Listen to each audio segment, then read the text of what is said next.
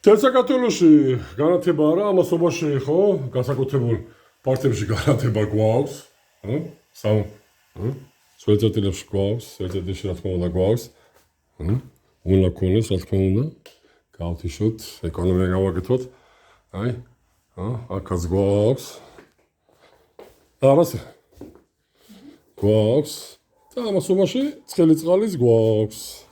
ამასობაში რა ვიცი, ნახევარი საქართველოს გათიშული არის.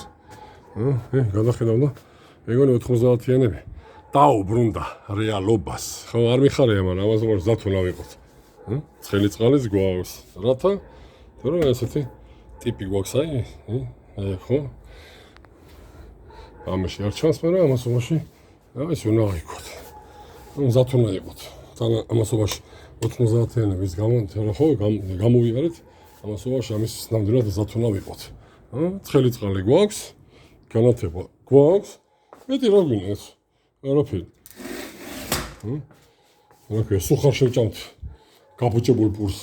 გავხვა პურს და გადავირჩეთ თავს, იმიტომ რომ პრუციანები არა ვართ, ამასობაში ცხელი წყალი გვაქვს. კიდე ერთი მითება იქნებოდა, რომ მე-6 სართულის ზემოთ, ბინავში ვიძინეთ ხოლმე, მე-6 სართულის ზემოთ, ხო, ესეთი პასიურად ამოდის წყალი მე-6 სართულზე. ხა წარმოიდგინეთ, მე-6 სართულის ზემოთ თანაც წამოვა.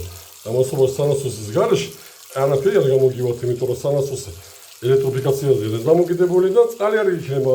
მე-6 სართულზე წყალი გვაქვს. ამასობაში ცხელის გვაქვს, ცივის გვაქვს.